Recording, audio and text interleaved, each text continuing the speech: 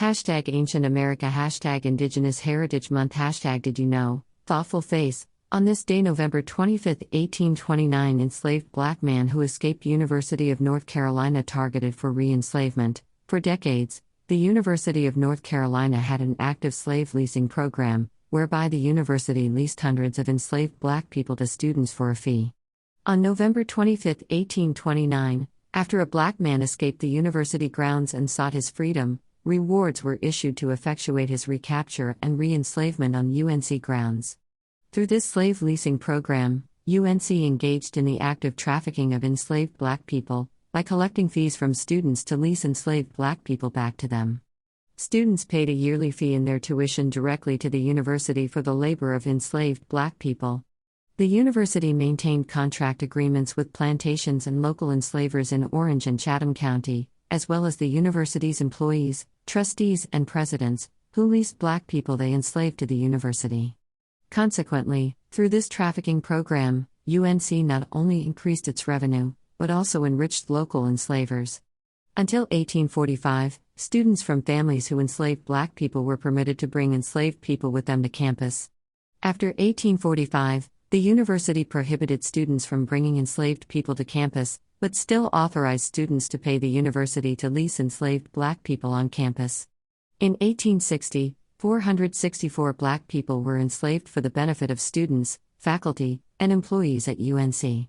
On November 25, 1829, as part of this trafficking scheme, a graduate of UNC issued rewards for the capture of a black man named James who had been trafficked to work at the university for the prior 4 years. James had sought his freedom from enslavement and ran away from campus. The ad was placed in several local newspapers and encouraged people with information about James's whereabouts to direct their correspondence to UNC to effectuate his recapture. In addition to the leasing program which trafficked enslaved black people onto the grounds of the university, UNC participated in and profited from the sale of black people. In its founding charter in 1789, the university was given the right to sell enslaved black people who had been enslaved by local white people who died without heirs. Under this agreement, white enslavers' property, including enslaved black people, was escheated to the university's Board of Trustees. In the 1840s, 10 years after the reward for James was announced, following the death of a local enslaver, the university sold the black people that person had enslaved, earning $2,800, which amounts to approximately $83,000 today. To learn more about the history of enslavement in America, read the Equal Justice Initiative's report, Slavery in America.